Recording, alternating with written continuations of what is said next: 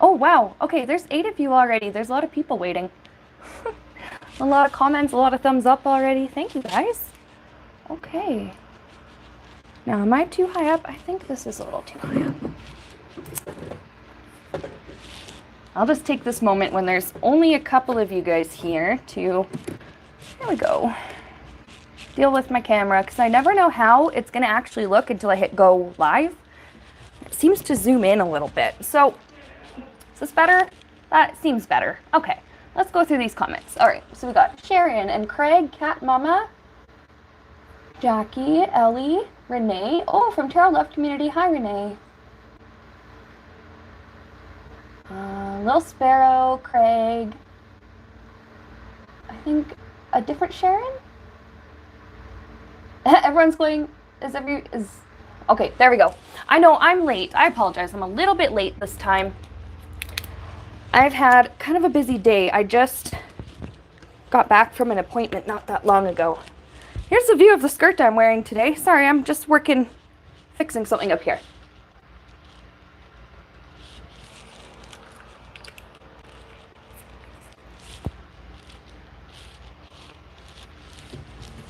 All right. I got my stuff together finally, and here we are. Postponed, better late than never. Hello, Aries, Cheryl. And probably I missed a couple of other people, Arlene and Boudica. I think I missed a few, but hello and welcome to the stream. We always like to take the first couple minutes to, you know, get settled in. Hello, Race B. Yeah, so it was kind of like, you know, come home, eat something quick, check my phone, spend a little bit of time with my boyfriend, put my contacts in, so my eyes are still getting used to contacts if I have my glasses on all day. I wear contacts enough though, it's not really a big deal, but it just takes me a bit to get used to them. They're a little uncomfortable at first, but here we are, ready to roll.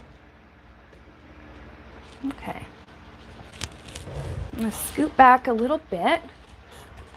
For some reason, it's just a setting maybe. My camera just seems a lot more zoomed in than usual today.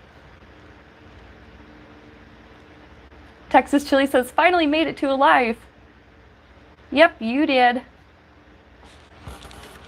More like I finally made it to the live. Oh my gosh. Yesterday wasn't going to work out for me, so I had to postpone, and then here we are.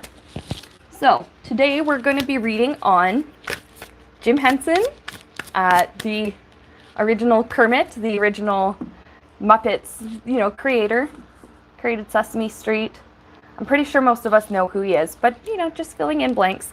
And Caroll Spinney, the original Big Bird. Now, this is going to be a medium reading. I felt that both of them did want to come in. Now, it's interesting. Caroll very, very strongly wants to come in. And I think when I first put out that post that this was what we were going to do, like I just felt he kept like popping into my awareness just all the time, like for the last few days. And I finally had to be like, Caroll, just hold off until we do the stream, okay? It's going to be okay. Like he's just really happy to connect and talk. Okay, here is all the comments. Jill is saying, can you read my posts? I'm guessing you mean your comments on here? If so, yes, I can see your comments. Little Sparrow says, I was obsessed with the Muppets as a kid. I had an animal drum set. That's awesome! Cheryl says, used to watch, my oldest had watched the Muppets. Yeah, and you know what? My mom grew up watching Sesame Street and the Muppet Show. She probably doesn't want me saying how old she is, but let's just say Sesame Street and my mom both entered existence in the world at in the same year. So it's been a long time. Oh, that sounds bad. But for a TV show, that's a long time. For a person, that's just life. Point is, she loved watching those shows when she was growing up, and I loved watching those shows when I was growing up. The Muppets and Sesame Street. My goodness, when I taught daycare, even up to just a few years ago, my kids and I, we used to sing songs from Sesame Street, like we used to do, there's a counting in Spanish song. There's a lot of counting in Spanish songs, like uno, dos, tres. You know, I'm not going to do the whole thing, but I used to sing that to my kids. We used to have so much fun. They have a song for everything. Like, that show has been going for so long. They have covered almost everything. They have a song for everything. It was great. It was really good for teaching daycare. And I'm sure when I have my own kids, not anytime soon, but, you know, in the future, I'm sure we will probably watch a lot of Sesame Street too, because I'm sure it will still be running. So, Jim Henson, kind of the brains behind this. I think there was a few people who really got it rolling, but Jim Henson, the original Kermit, sort of the father of the Muppets, so to speak. Just seeing if he is willing to connect, and I think he is. I'm sort of getting a picture of him in my mind's eye. He has the Kermit puppet. I'm seeing the Kermit. It's funny. He's holding Kermit for us. And I mean, if you don't, I'm talking to him now, like, if you don't want to be, like, on for all the time, you don't have to have the Kermit. It's not a requirement. You're not, like, performing. We're not expecting you to do anything but just talk to us. But he's saying he likes the Kermit. So, that's really sweet. Oh, I loved Oscar, too. Oscar was such a good character.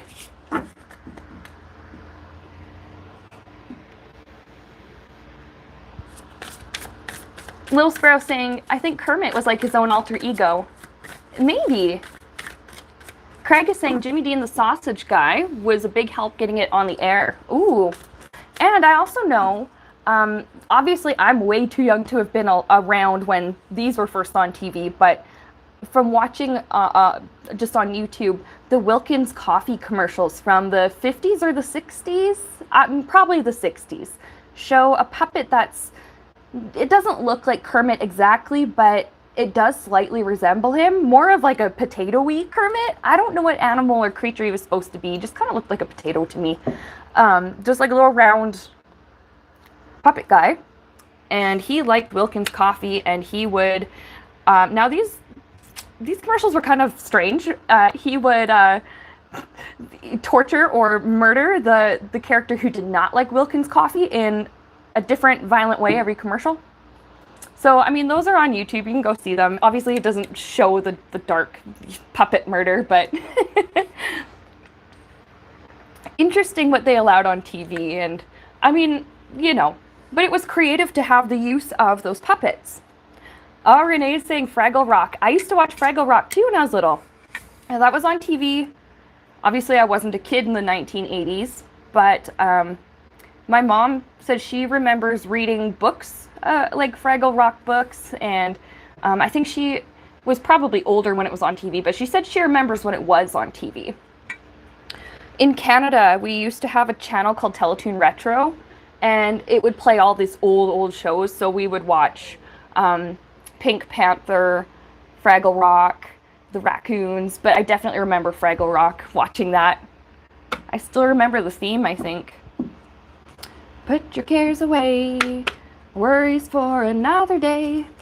Do. Down at Fraggle Rock. That's all I remember. That's me singing for you guys today. So I feel like Jim Henson is here, and he's got Kermit with him. Now he's not appearing, you know, the photo of him that I used. He's not appearing the way he did in that photo. He's wearing, I don't know why, I don't know if it's important or why or whatever, but he's showing me he's wearing this, what would we call it? It's like maybe a sea green, a very, very light pale green looking collared shirt. And he's got Kermit, who's like this like darker green. And he likes the contrast because he's seeing almost like his shirt is like this watery green. I'm hearing the word watery. And it's almost like his shirt is like the pond and Kermit is the frog. I don't know why he's showing me that, but it's cute. It is cute. I like that.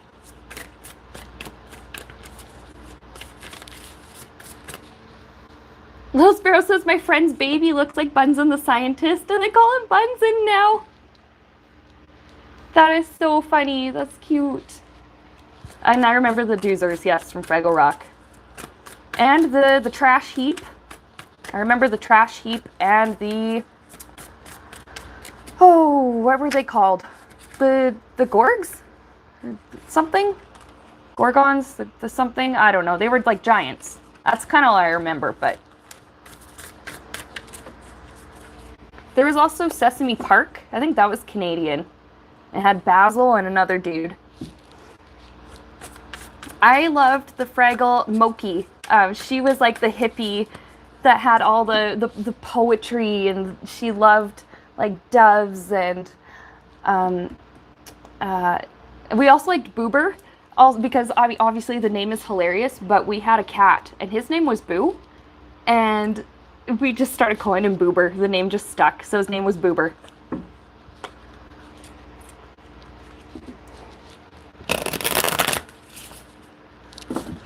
Yeah. Oh, Craig says, tell Jim I loved Rolf the dog. Jim's saying me too. He's showing me that he loved each of those puppets. And he's saying that to other people, it might have been very weird on the surface, but he cares about each individual puppet. I'm seeing Janice, I'm seeing Gonzo, I'm seeing the chicken that was always around Gonzo, I'm seeing Rizzo, I'm seeing like all of them, like Animal and Kermit, I'm seeing Big Bird, I'm seeing like even some of the Sesame Street ones. They each had a personality, and every single one had its own essence. He's saying, I hear the word essence. They each had their own personality. They're like children almost to him. I mean, he had actual children, a son that I know of. There could have been more, but those puppets, they kind of just felt like an extension almost of his family. Each one was special and unique, and each one had a personality and their own name.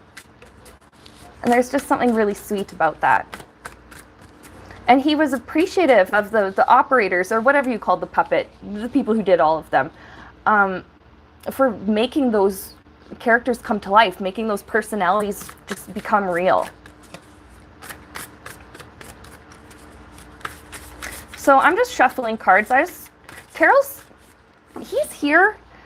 Oh, the two old guys.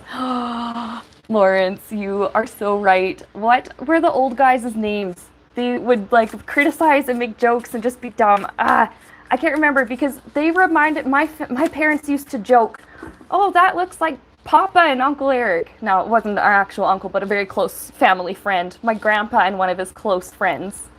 We used to joke that, oh, that was them two. Now, Caroll Spinney is here. Waldorf and Statler, that's what it is. Yeah, no, he's here. He's just kind of distant right now. He's waiting for his turn. So you're both welcome to come in and speak. I'm hearing Jim first. Caroll wants Jim to go first.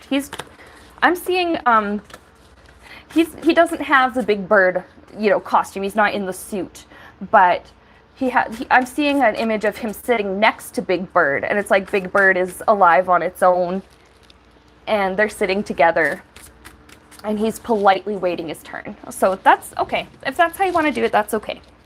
So Jim.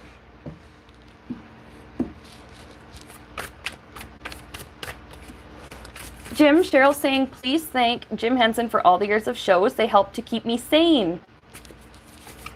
There's this, he's extending gratitude to us as well. I have the sun card fly out, and I was hearing, I'm glad it brought you joy. It brought him so much joy, and he's happy that there's other people who are sharing in the same joy. I just gotta readjust my chair. That's better. Little Sprout says he was great for oddballs, and I'm hearing him say that's a good word to use. Okay.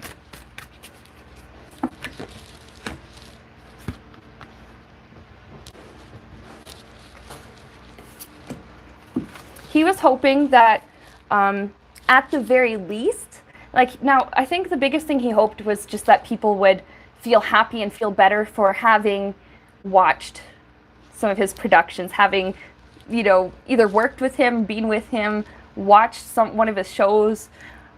He's just happy that people are touched by his creations even now. He's saying that the world moves on quickly when one passes on. And he's also just pointing out that that's kind of just the natural order of things, that, you know, over the decades, it was like, oh, okay.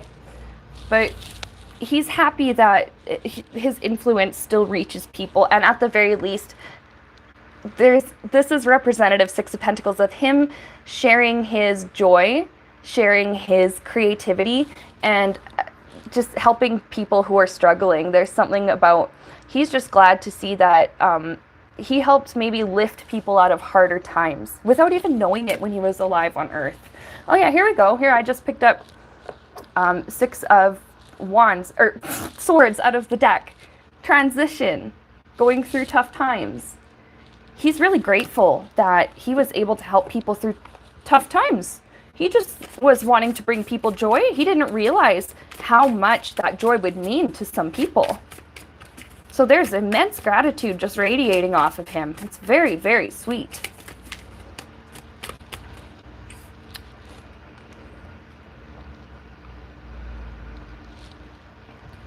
You know what I want to ask him? Because, Lawrence, you make a good point. You have to, do you think, or what are you saying? Okay, do you have to think that his work, his creations, oh, sorry. I didn't know if you wanted me to read that or not, but you'd said something about his creations like going on for all these years, and something that it raised a good question. I want to know, Jim, how do you feel about Sesame Street still running, about the Muppets still being, you know, still being a property, still bringing joy to kids and to people? The influence that your creations have had carries on just through the decades. It's become a huge part of popular culture, at least around here.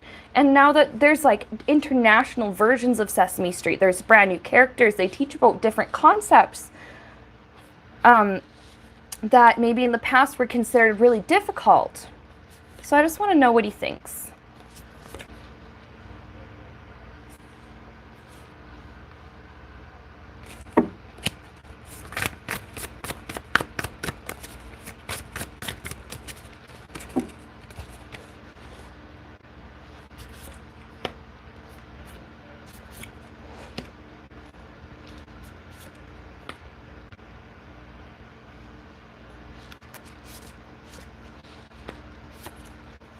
Okay, interesting.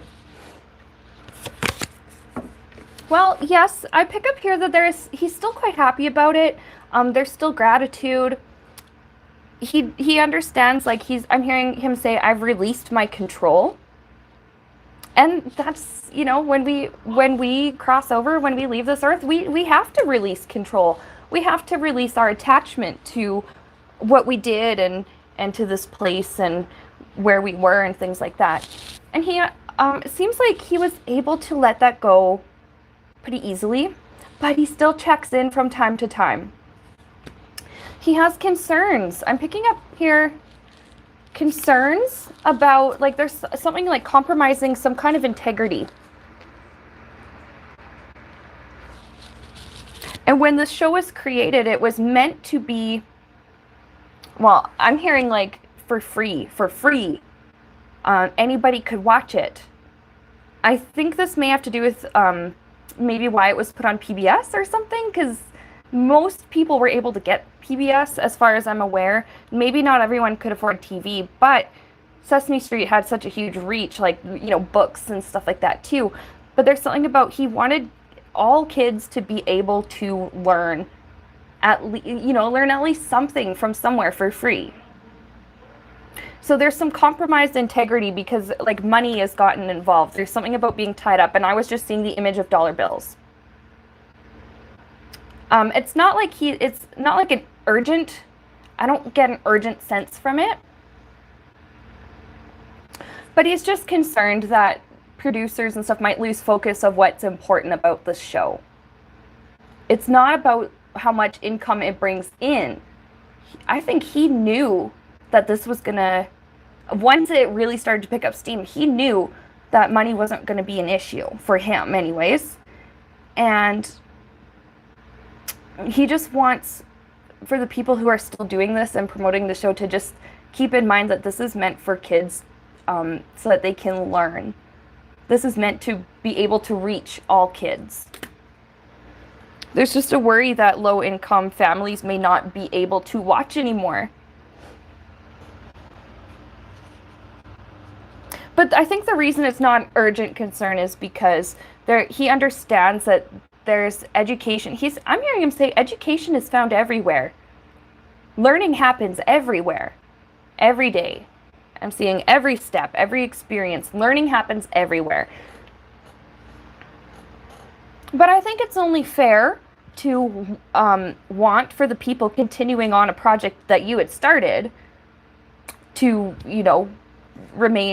keep the integrity intact and keep the vision of the initial project and stuff intact, if that makes any sense. So what else does he think? Well, here it's like, I was not the only one, even though the Hermit is about being the only one or whatever, being single-handedly, doing something. He's saying here, I was not the only one who made this what it was. I was not the sole reason for the success of the show, of my creations. He's saying I was blessed with gifted help from many individuals. And a lot of people were like inspiring to him, and there were people who put good faith in him. So he's saying they also helped make his visions a reality. And you guys in the comments are talking about Mr. Rogers. He is he's one of my favorite medium readings I've done. About a year, 2 years? 2 years almost ago, I did a medium reading for him. It was around Christmas time, 2019. And he was just so kind and sweet, and he just gave, I don't remember what all he said, but it was just a really sweet message at a time where people needed to hear it. A time where people needed some empathy.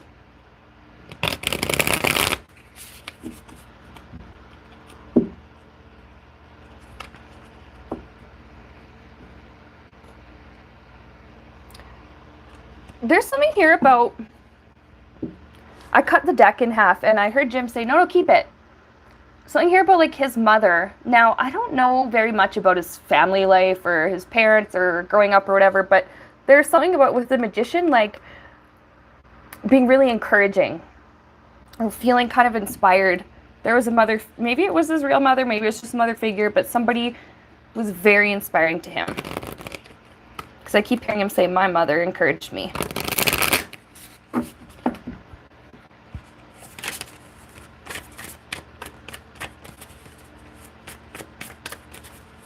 I'm hearing him say she encouraged me not to hide who I was and not to hide what I was passionate about. She wanted him to take pride in his work and in his creations, and if not for the outcome, for the effort that he expended. I'm seeing something here about she praised his intelligence.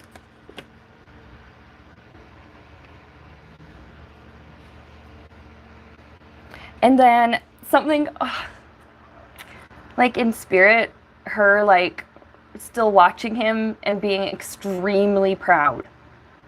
I'm assuming she passed away. The feeling I'm getting was like from spirit, and unless she's like in her hundreds or something and I'm like connecting with her higher self, but there's something here about just watching him from spirit being extremely proud.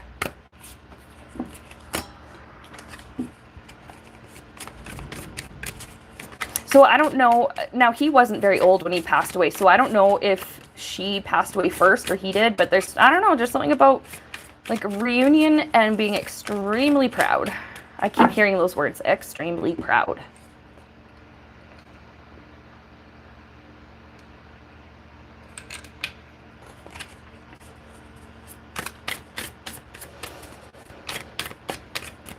Is there anything that, Jim, anything else that you want to tell us or talk to us about? Any messages for the people in your life who are still on Earth? Anything? Oh, I had some cards flip. Oh my gosh, I keep getting this magician. He's saying, like, you all have the magic touch, and I'm being shown a flashback to Kermit. I think it's Kermit with the Midas touch. And the reason that it's being shown to me is, like, now when I do medium reading for someone, they can connect with my energy like I can sort of connect with theirs. He has an awareness that I've seen this before. I think it was Kermit doing the story of the King Midas, and everything he touched turned to gold. He's saying everything, and he's saying this to all of us, everything you touch turns to gold. You have to believe this, though. He's like saying we have to believe this, like, ourselves. Everything we touch can turn to gold. I love that he's showing me the... Because we used to have a tape on, we used to watch it on our VCR, Muppet Classic Theater or something like that. My sisters and I used to laugh our heads off at it. And there was the story of King Midas. I think it was Kermit, because the mental image I have is Kermit. But now, someone in the comments, I just missed it though, was asking if your early passing was just part of your soul contract, if you thought maybe you were going to live longer, or just how you felt about that. How did you feel about having a shorter lifetime? Again, not sure how old he was when he died, but he really wasn't old.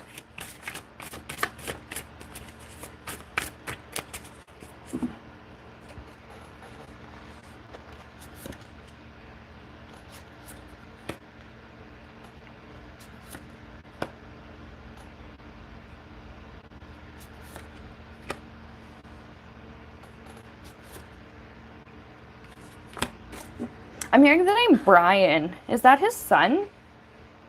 I think that's his son. Brian Henson? I don't know. I just keep hearing the name Brian, and, like, separated from him too soon. I left him, like, there's almost this feeling of, like, I left him too quickly, like he wasn't old enough. Again, I don't know how old, I don't know how many kids he has and how old they were when he passed away, but there's this feeling of, like, leaving Brian too soon. Like, he was too young to be separated from his father. That was the feeling. But then he's seen how his son has gone on to be happy again and be successful.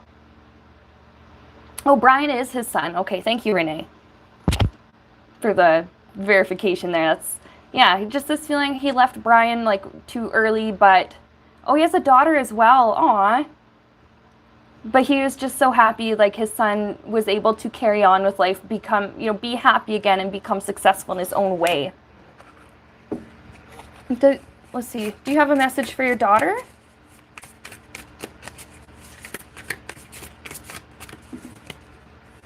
He's saying, like, right off the bat, he knew she would be okay. He's saying he loves... Oop, there's two. One other one fell out here. He loves her free-spirited energy with this Fool card. He's so proud of her, and he knew that upon his passing away, he knew she was going to be grieving and sad, but he also knew that she was going to be okay. It was Brian he was worried about, and then I think Brian turned out to be okay too, as far as I'm understanding from what I'm getting here. He loves her free spirit. There's this happy household, oh, he had lots of kids. Oh. He had a lot of kids. I didn't even know that. But there's a happiness here that Like, it seems like his family gets along as far as I'm picking up. The kids seem to get along, like all the siblings. Um, there's just harmony. He's glad that there's harmony. Now, when it comes to him passing away really early, there's an energy of something like coming on quickly, getting really bad, and then relief. And that was when he passed, the relief. So I don't know what he died of or what happened, but he didn't want to be stuck there. He did not want to be stuck. I don't know what condition or what happened, but the energy just, it's something that was subtle and then boom, and then dead. He's laughing. I'm sorry, I shouldn't have put it so bluntly, but I pick up that he's laughing. And then boom, and then dead. But he's saying he's like, that's kind of how it happens. Oh, you guys are saying it was very sudden and pneumonia. Jeez. Oh, well, yeah, there's this feeling of I'm not sticking around. I don't want to be stuck here. And then, boom, dead. He's just saying, like,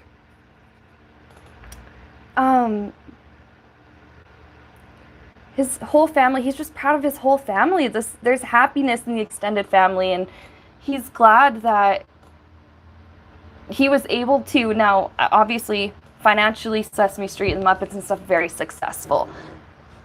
Be able to have that maybe base layer of security, financial security. Okay. But then there's a legacy, an emotional legacy I'm picking up here. They remember him fondly there's like love and joy. There's, I'm picking up like laughter. Like, he is funny. He says, I like to think I am. He's showing me times where the kids rolled their eyes. He would say, it was probably a dad joke, but, you know, he thought it was funny. The kids rolled their eyes. Oh my God. But they loved his humor, and just, they remember really, really fond memories of him. They just remember him fondly. But yeah, it was just that his passing was like something come up real sudden. I'm not going to be stuck with this. Gone, out of here. And that was just the way it was. That was the way it had to be for him. Little Sparrow saying it's funny that the Ten of Cups card kind of looks like the Henson Company headquarters. It has an arch like that. Like this. That's really cool. I don't even know what the building looks like, but that's awesome.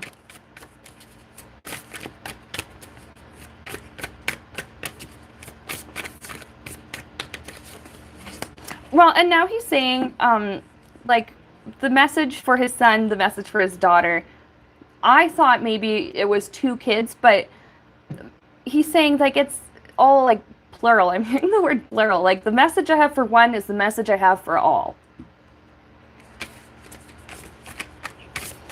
Anything else for your loved ones, or, like, for your family, or for anybody that you want to give a message to?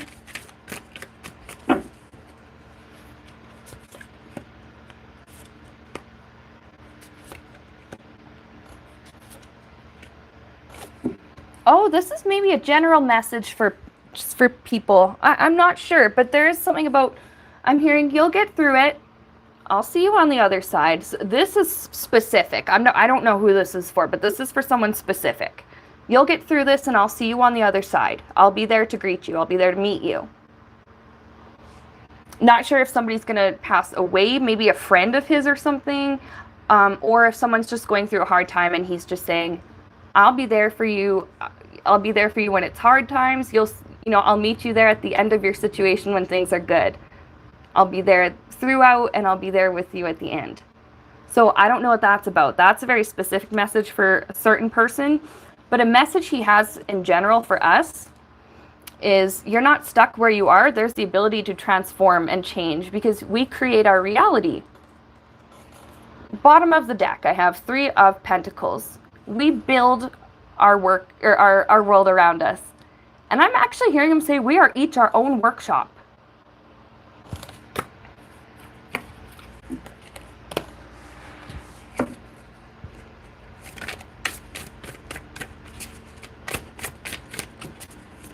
We are each our own workshop. I really like that.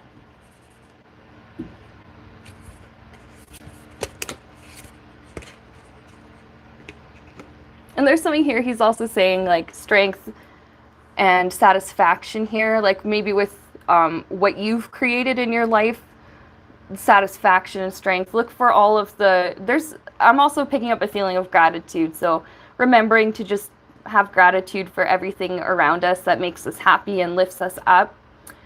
And to just, I'm also hearing build on your strengths. Just build on your strengths. And this will make you happy. He's saying that's what I did and it made me happy. His strengths were maybe creativity and, you know, weirdness. I think weirdness to a certain extent is a bit of a strength.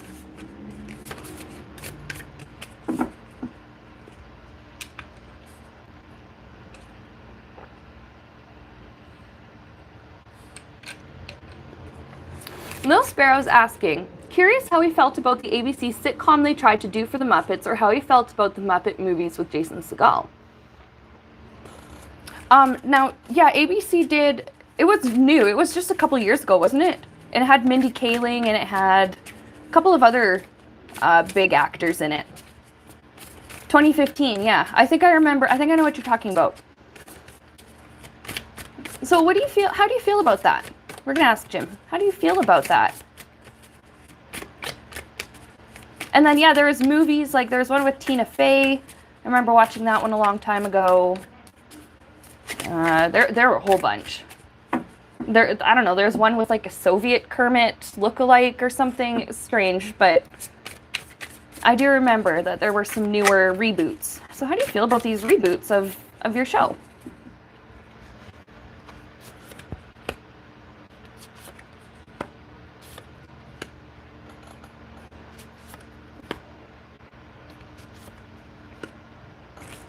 Now, there's one in particular, I don't think it's the ABC series, it's one of the movies. It didn't work out. I don't think it was very successful, and there was a disappointment. There's some kind of disappointment he had with, it's one of the movies, I think, or just one of the newer projects, because he felt it was a little bit rushed. And they could have taken their time on it and done it better, but it was rushed. So I'm not sure what that was, but he's saying they'll get it right. There's the Empress here. There's growth. I think it was because maybe it was new people and they're growing, they're learning. I have here, somebody maybe figured out the right way to do it, or somebody figured out, I'm just actually seeing like channeling the energy. Somebody has figured out how to sort of channel Jim Henson's energy, almost that creativity. And will come up with some kind of, now it's a pentacle, so maybe something financially successful, but I'm also just seeing something like well-liked. Pentacles are referring to like the world as well, kind of something successful anyways. There's this feeling of they'll figure it out.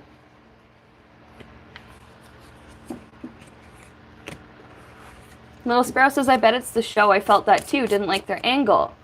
I mentioned to them the weird element and they said we're not doing weird.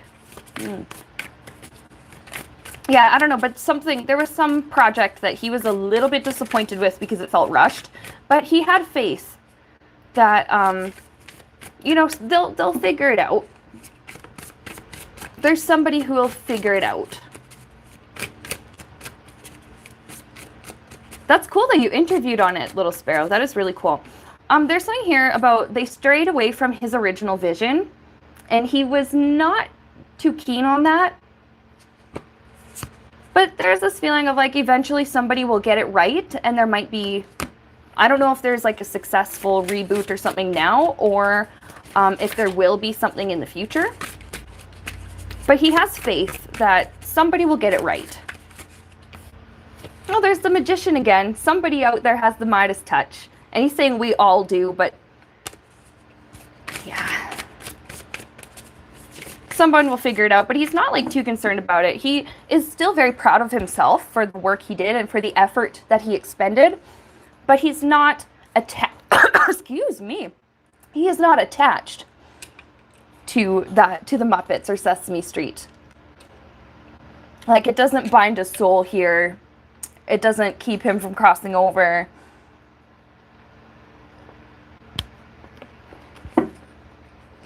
But he's proud of it, but he's like, it's not me. Like, it's not all I am. He understands all he is. That sounds, he's smiling though. He's like, I know that sounds kind of weird, but he's understanding that what he is, there's this pure essence of love. He is the pure essence of creativity now. He's experiencing it. He's letting it flow through his being, his point of consciousness almost.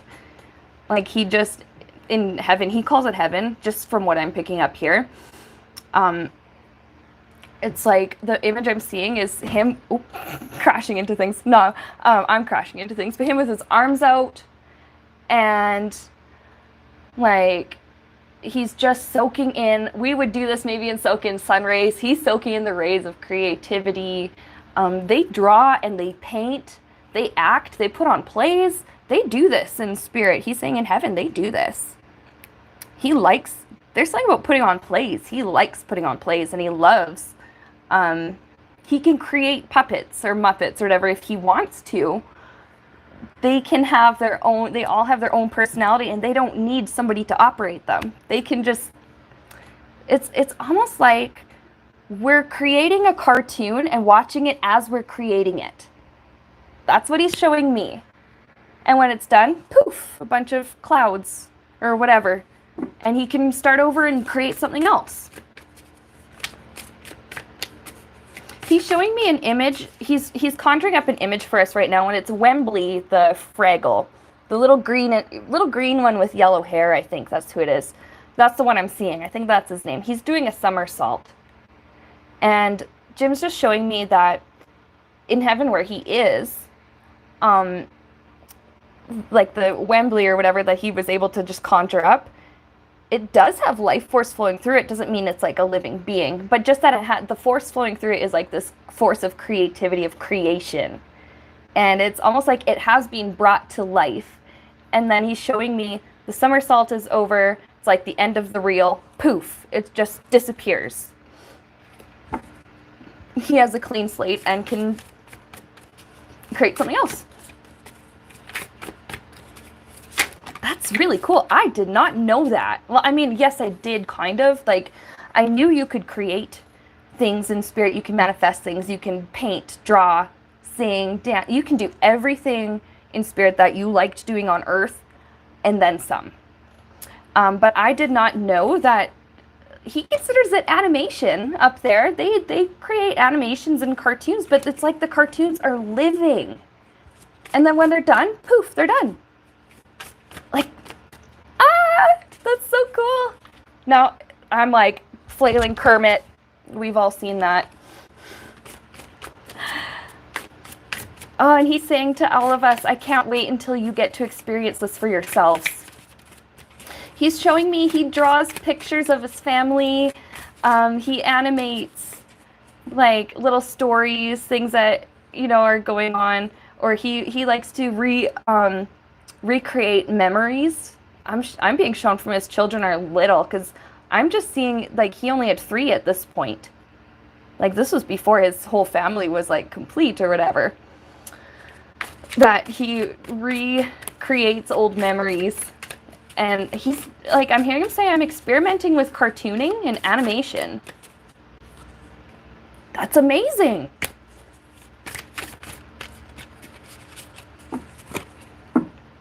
And somebody says it's like shaking a big Etch-a-Sketch. Yes, that's kind of how it is. When it's gone, poof, it's gone, and then you can make something else.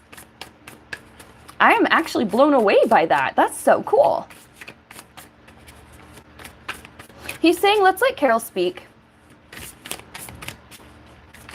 He's had Kermit sitting quietly on his lap this whole time. That's cute. I just heard hi-ho. That's Kermit. Hi-ho, Kermit the Frog here. Not very good at doing the Kermit voice, but...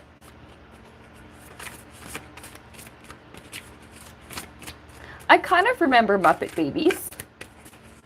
I didn't watch it, but I remember being little and reading like picture books with them. Oh, good question. Is he gonna come back? Are you gonna reincarnate anytime soon? I'm seeing him shrug his shoulders. Kermit's doing, meh.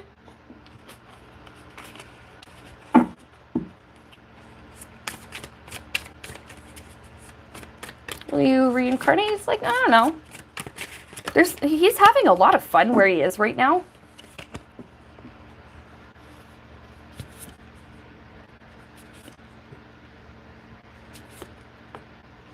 He's got a good thing going in heaven right now, but he's saying with this death card that when it's time, it's time. He'll come back when it's time, but he doesn't feel like it right now. He's busy. He's doing stuff in heaven. Oh, okay, and a quick last one, because he wants Caroll to have a turn. What did he think of Kermit being in The Masked Singer? That's actually really cute. That's funny. He thinks that it was acted well, and there's something here about he feels kindness towards the person. I don't know which singer it was or whatever, being Kermit, but it was acted very well. And he just wanted to like extend a like good job.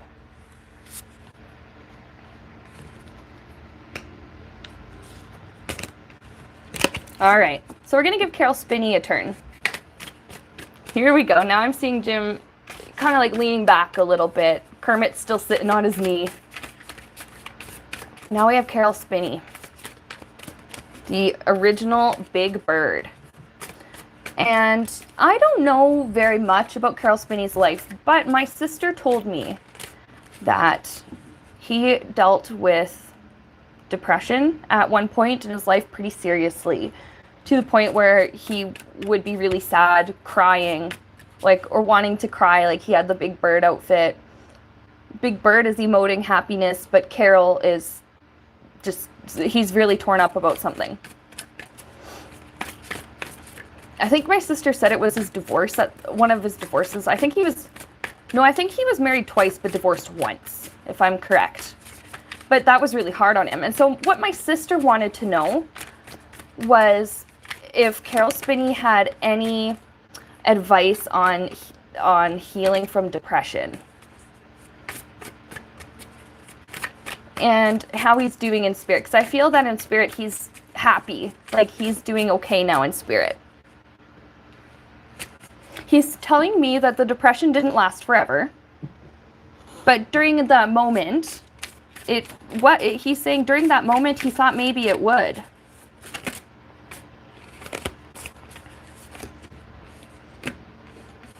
He's saying that he was able to, he's considering it picking up where he left off in life before the depression got bad.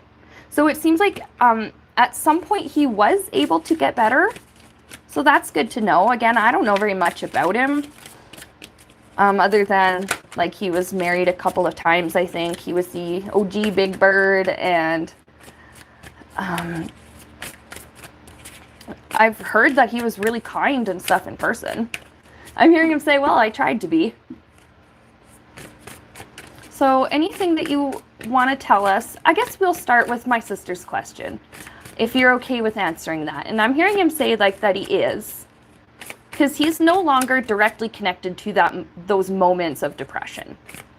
He remembers what they were like, but he doesn't currently experience them. It doesn't hurt him anymore to think about those, whatever he went through.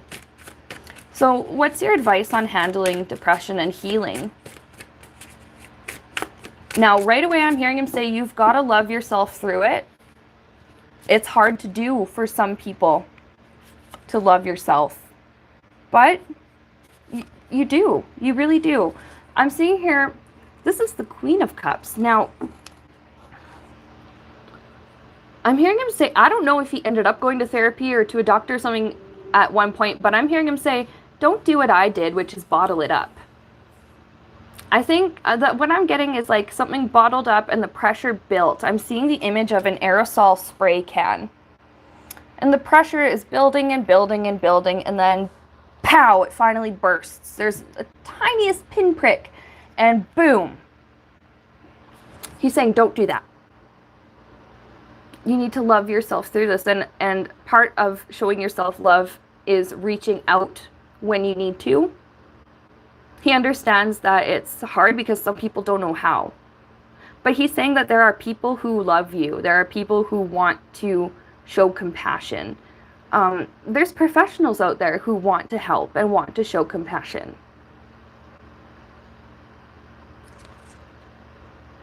There's something here about nurturing your soul or nurturing yourself. And that kind of helps to nurture your soul a little bit. And when you nurture your soul, you kind of nurture yourself. I'm hearing something about being honest about your emotions. The cups are the very emotional suit. Now this queen has the lid on her cup. We don't see the water inside. So she's kind of got a lid on her, you know, a smile on her face, and we don't know what's going on inside her heart.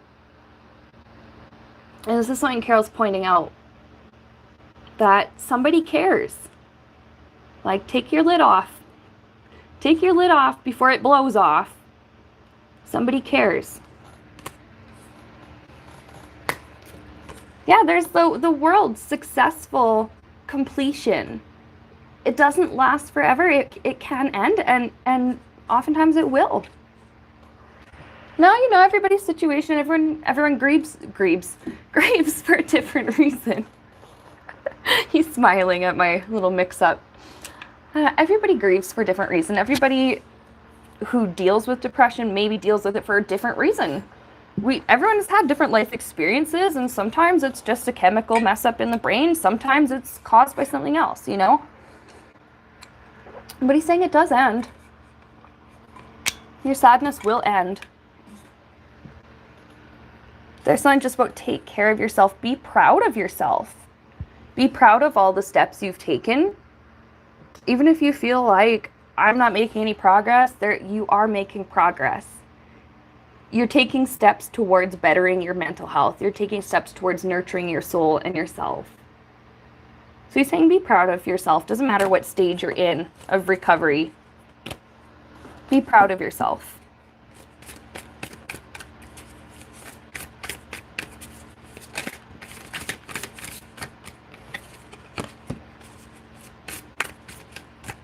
He's showing me the image of the big bird suit, saying, you know, oh, and with these cards that are on the bottom actually really match strongly what he's telling me. He's showing me the big bird suit. If you're crying in the suit, nobody can see you. And this is obviously symbolic. You're crying in the suit. You're covering up your feelings. You're covering up what's truly going on. Nobody can help you because nobody knows that you need help. Like, hiding your pain and your sadness is not a show of strength. Some think it is, but you're actually just inhibiting your own growth, your own progress, your own happiness. But he's just saying if you're crying in the suit, nobody can see you're crying. Nobody can help you if they don't know what's going on. Sometimes the first step, some people maybe notice, hey, you seem a little different lately. Are you okay? But some people don't notice. And, you know, I think with a lot of people, they're very kind. There's a lot of loved ones that are out there that if they knew something was going on, they would help. So maybe it's worth letting the people you love know that you're struggling. Because maybe somebody can help. Or point you in a direction. Or give you resources. Or help you find someone who can help. He's saying if you're crying in the suit, nobody can help you because no one knows you need help. So ask for help. Okay. Any other messages? Anything else you want to share with us, Carol? I have the mental image of Hooper's store. Right now I'm actually seeing, I don't remember the actor's name who was Mr. Hooper, but when I was on a stream with Debbie, Freebird Spirit, and was it Shining Hawk Healing? Oh dear, I'm having a brain fart. It was me and Debbie and another lady. I'm so sorry, I can't remember what her first name was right now. It'll come to me as soon as I'm like done the stream. I feel so dumb. Sorry, whoever it was.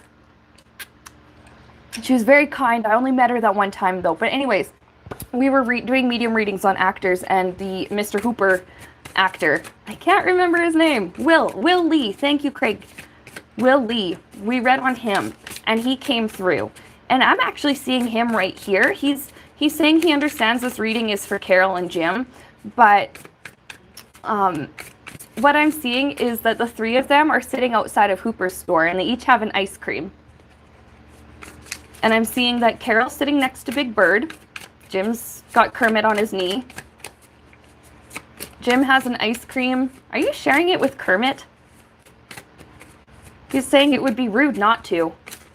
Big Bird has his own ice cream. Mr. Hooper has an ice cream, and Caroll Spinney has an ice cream. That's really sweet. I like that mental image, and that Jim wants to share with Kermit, and just, it was so matter of fact. Well, it would be rude not to. So that, I love, this is a special treat. I was so excited to do this reading. I knew this was going to be special. They're all sitting out in front of Hooper's store. They're sitting on some wooden crates. There's a Mr. Hooper sitting on a stool, but Big Bird and Caroll are sitting on wooden crates, and Jim's sitting on the steps, and Kermit's on his knee. And they're sharing an ice cream. That's really that's so cute. I love that. So anything that you want to talk about, Caroll?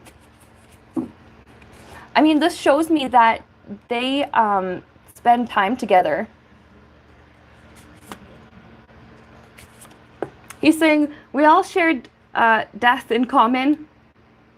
They're laughing. To us, it's morbid, but to them, it's no big deal. The fact that, yeah, we all shared a lifetime. We all shared the experience of death at different times, but, you know, we're back together. There's the star. I'm seeing heaven. I pick up that kind of all three of them consider it heaven where they are. And I'm seeing that Hooper's store is just like on Sesame Street. It's just a set. In heaven, it's just a set. I think that's funny. But they're also just showing that we can create anything. Now on Earth, it's a little bit difficult. On Earth, it's a little more difficult to just manifest our reality. Some people become very proficient with it and have figured out, gotten to some kind of groove where they're able to do it. But it takes a lot of practice. But in heaven, it's so easy. So easy. And they just wanted us to see that we can do it too. So anything else? How are you doing now in heaven, Caroll? Since you've crossed over.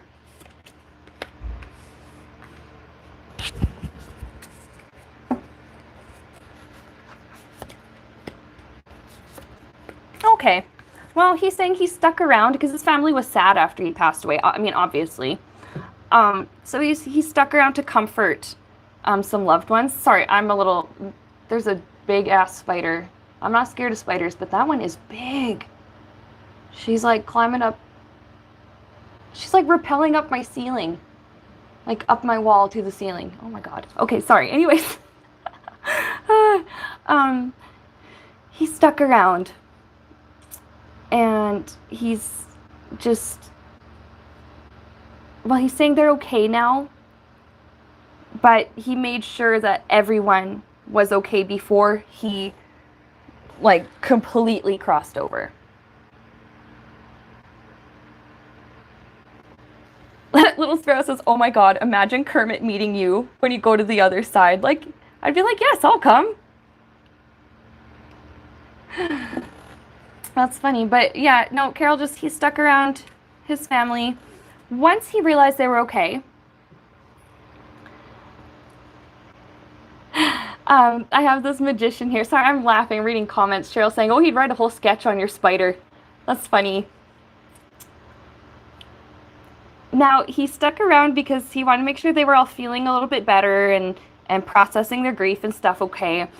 And then, after they kind of did, and it's been a few years since he passed away, and they've been able to, you know, continue on with life, and there's just this acceptance, and there's this feeling of, you know what, he lived a long time. He was 85 when he died, I know that. And there's this feeling of he had a long life, and that's okay that now it was time for him to go. They understand. And the way he puts it is, I'm seeing the end credits. Now it's the end Sesame Street, because we're reading on, this is what I know him from and stuff like that. So I'm actually hearing the music too, the wow, wow, wow, with that instrument. I don't know what. La, la, la, da, da, da. Just the instrumental, and I'm seeing the credits roll. And he's saying that's okay. It was time for the credits to roll on his life. And now he kind of likes to, I'm seeing the image of like he's zapping his loved ones with energy. Like, here's some creativity. I see you have a writer's block. I'm seeing a woman in his family, a young woman, is struggling to write something or do homework or something like that. She's really young. And he's like, here's some creativity. And then, here's some love. Here's a funny memory you have of me. This will make you smile. And he's going to his loved ones and like, almost like with a magic wand, like zap, zap, zap. And you're okay, and you are loved, and you are fine. That's what I was hearing. He watches over his family, his children, all his loved ones.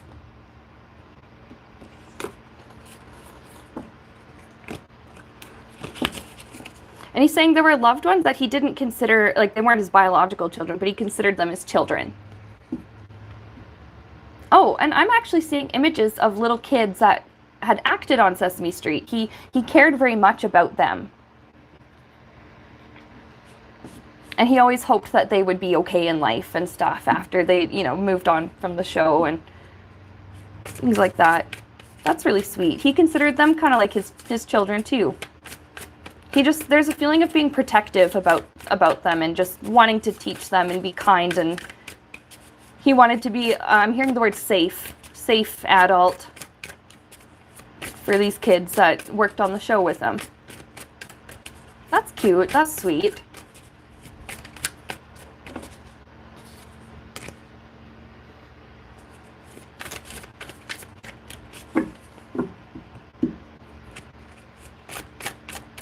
What else should we ask him? I know I had a couple of questions, and I can't seem to remember them right now.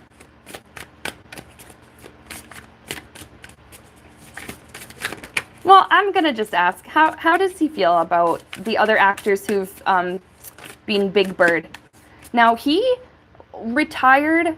I'm talking to Caroll Spinney still, for those who are asking. Now, yeah, Caroll Spinney was Big Bird for a long time. Like, I think he only retired maybe a handful of years before his death. Like, he was Big Bird for a long time, so I just want to know how he feels about others who have picked up the mantle. I'm hearing that phrase, picked up the mantle. How does he feel about the other Big Bird actors out there? Yeah, he's saying absolutely go for it. Go ahead. Do this.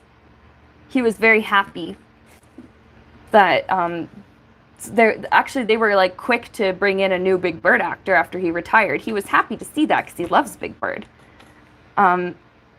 He loves the influence, I think. And Big Bird's thing is, well, he's a little bit naive, a little bit childlike, but on the other hand, he knows a lot about compassion and sweetness. And he just knows how to, I don't know, there's just something here about, like, with Big Bird's personality. It's like he knows how to be comforting to children. And yeah, he's happy. He's very pleased with whoever is being Big Bird right now. There's this like, yeah, good job. Keep it up. Yeah, every kid relates to Big Bird at some point in their life. That's true. I remember when I did, and there's times in life where I don't understand something, and I still am like, can somebody explain this to me? Like, can an adult explain this? Curious and sensitive. Yes, that's a very good way to put it. And I'm picking up now, like with Caroll Spinney, he's saying that everybody has this side to them, this softer side, this curious, parts of us that are still naive, parts of us that are still innocent, and that it's worth just, it's very closely tied to the inner child, something about tapping into the inner child, tapping into the inner curiosity, the inner desire to learn.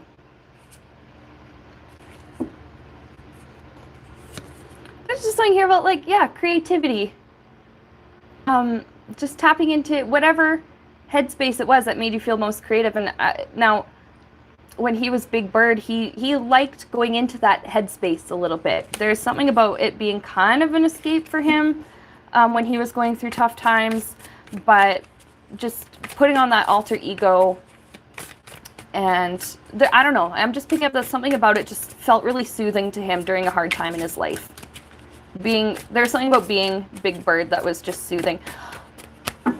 Oh, this is heartbreaking, but also not. Oh my God. So I just got this mental image that when he was done for the day, I don't need to close my window yet, but that when he was done for the day, during some of his really low points, he's saying he took the suit off, but he would just give it a hug. He would just hug it.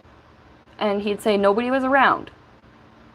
And oh my goodness, just to think about like hugging the Big Bird suit because he just needed somebody to hug. And he was too afraid at that point to reach out for help with the depression issues. Oh my God.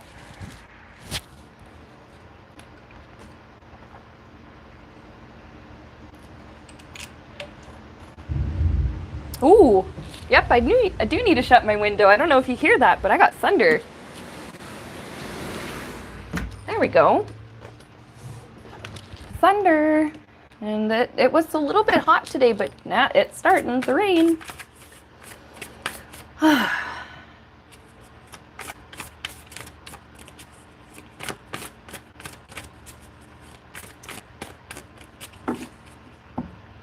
And now Carol's saying, like, with that story, like what he was showing me with him hugging the Big Bird suit, because he just wanted to feel like a child going to his parents for a hug. And the Big Bird suit was like huge, and he could just wrap his arms around it and just hug. Oh, excuse me.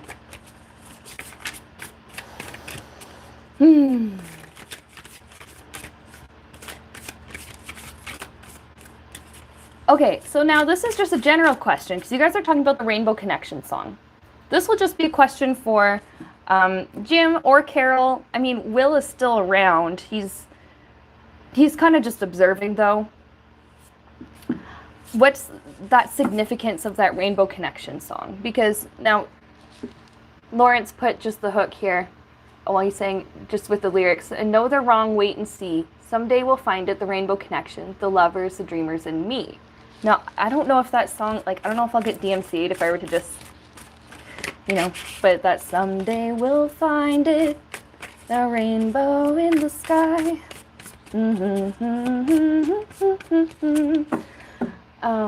That was a good song.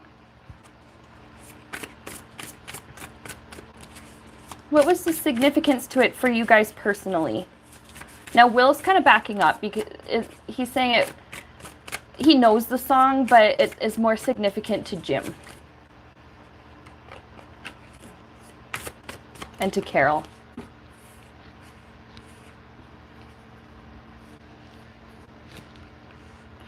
He's saying that what's on the other side of the Rainbow Connection is whatever you want to be there, whatever you want it to be.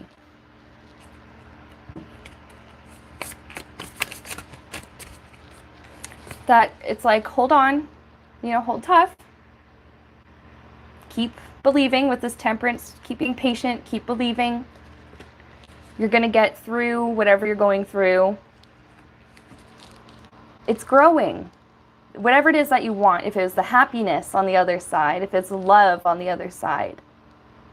If you want to interpret the song as actually crossing over to the other side, they're saying, you could if you wanted. That's waiting for you too. It's growing. That there is always something better waiting for us on the other end of something difficult that we go through.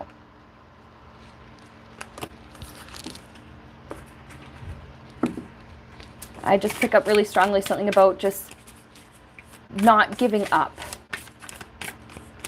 Now, I don't know if I'm interpreting the song properly, but they're saying that you can interpret this in the way that best, I'm hearing the way that best fills your heart.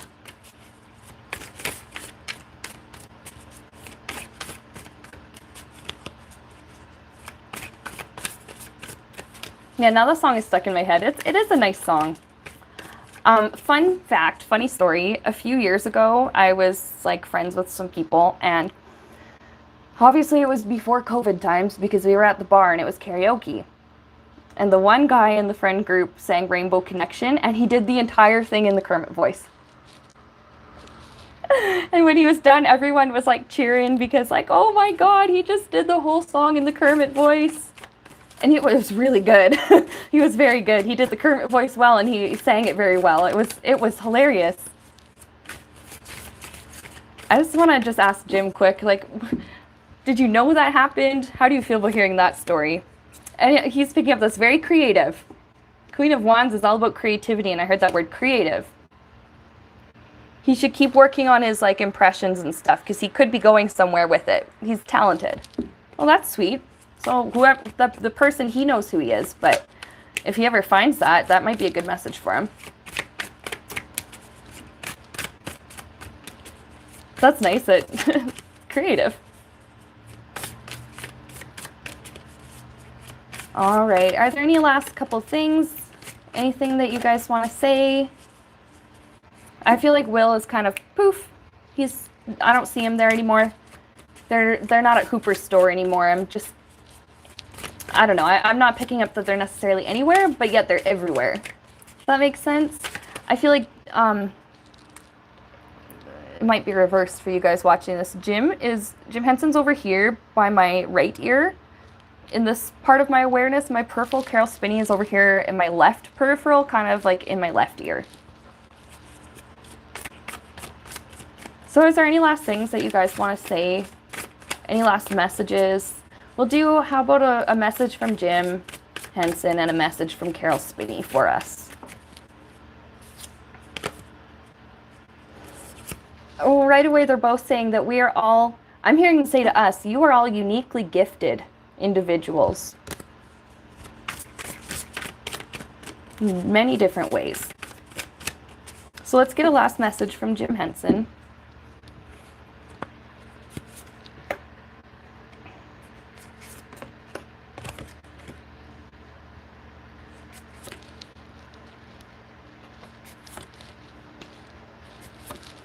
Oh, I love this. I love this. Okay, so he's talking about, with the Hierophant, pop culture and the trends. And I'm getting here, you don't always have to follow the trends. You don't if you create any kind of art or media, you don't just have to do what's popular. You don't have to just do what people expect or what you think people will like or what people are being told to like.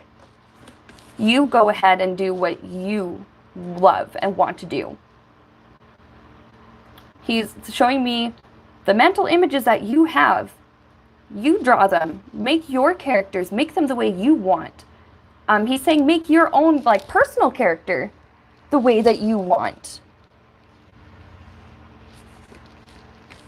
There's this keep trying and keep working and just be patient with yourself. Be patient with the process.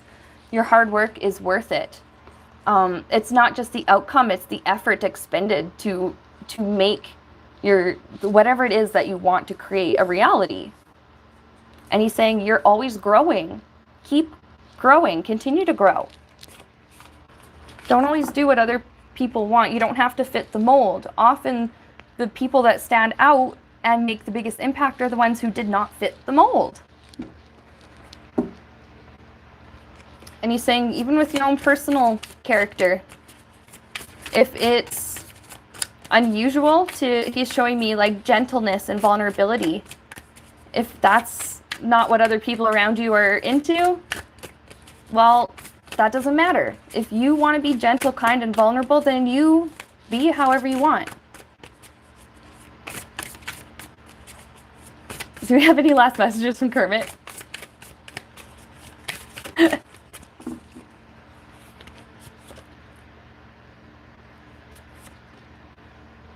Any last messages from Kermit?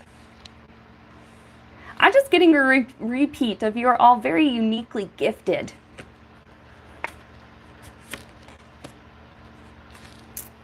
Give yourself a break. Don't be hard on yourself. Give yourself a break. I'm also hearing Kermit the Frog signing off for now, with like a news anchor Kermit. Kermit the Frog signing off. I don't really know how to do the Kermit voice. Hi ho, Kermit the Frog. My sister does the voices and impressions amazingly, so she could do it. Any last messages from Caroll Spinney? Any last messages from Caroll Spinney before we go?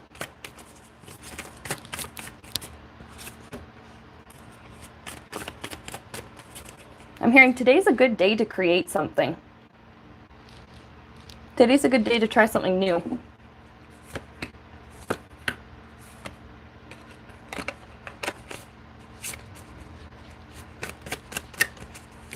There's other messages here I just feel like I need to put one more card.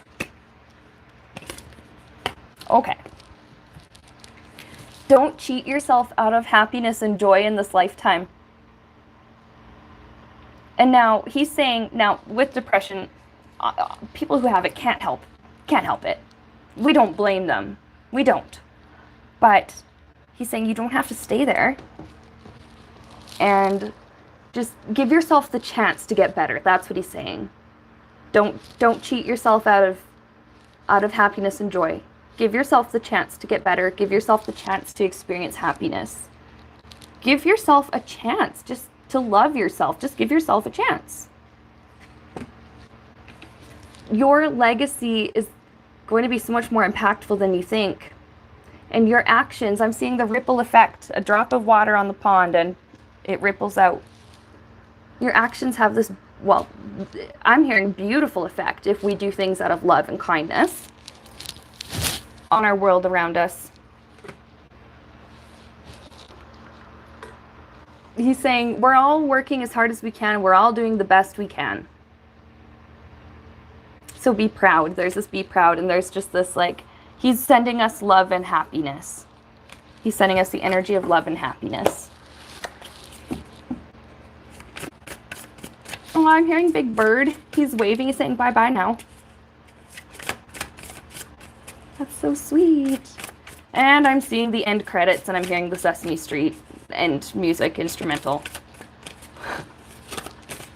I love that I'm seeing end credits for a medium reading. What did they even say? Okay, it says, with Caroll Spinney, Jim Henson, Sienna Rose Eldy, Will Lee, and many others on earth and in spirit. And at the end, I'm seeing thank you. And now I'm hearing the made possible by viewers like you. Thank you. That's really sweet. I've never seen end credits for a medium reading before. I love reading. Oh my goodness. I just absolutely adored talking to you. I feel like they're kind of gone now. I'm going to disconnect from the energy. Just reading is done. But I'm so, so grateful I got to talk to them. We got to talk to them and learn from them. And I'm absolutely going to let my sister know when this video is done processing so that she can hear the part on healing from depression and just, yeah, on healing yourself and things like that. This was such a wonderful reading. I'm so grateful that those guys came in. And I'm really grateful that you guys were watching this today and that you were patient. I was a little bit late for the stream. Again, I apologize, but we made it. We got through it. Here we are. And Lawrence is saying, this message is brought on by the letter H. This reading has been brought to you by the letter M for mediumship and the number 30, because we have 30 of you, even though Sesame Street didn't really go up past 12 usually. So let's just say the number 3. All right. Thank you guys so much for joining the stream. For those of you who joined late, don't worry. You can always catch this on the replay. I'll have a timestamp for when the reading starts. All right. Thank you guys. I'll see you in my next upload. And I think on Tuesday, actually, before I go, I think on Tuesday I want to do a stream as well. It's not mediumship. I'm thinking of, oh, it's a harmonica. That's the instrument. Thank you, Lawrence. I forgot what the word was. And I instead made the blah noise with my mouth. This is what I do. I don't know what the word is, so I make a sound. Tuesday, though, I think I want to do a reading on cursed objects. And, like, for example, the Busby chair, maybe the Dybbuk box, things like that. If you're interested in that, let me know. I'll put up a post where you guys can leave suggestions for Tuesday's stream. Thank you, Craig, for your super chat. Thank you so much. Anyways, if you haven't already done so, please remember to like this and subscribe to Santa Rose Metaphysical. And with that, I'm going to see you guys next time.